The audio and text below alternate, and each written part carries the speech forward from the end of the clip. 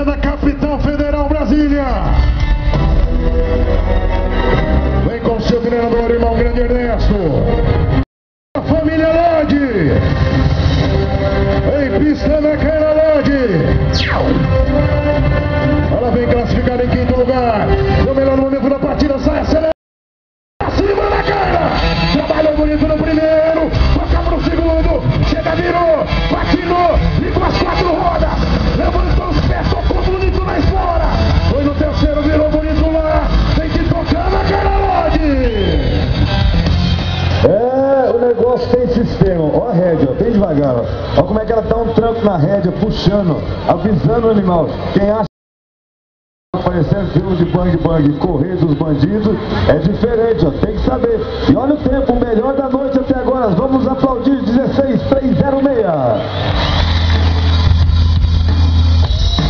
Ouvindo ela classificada.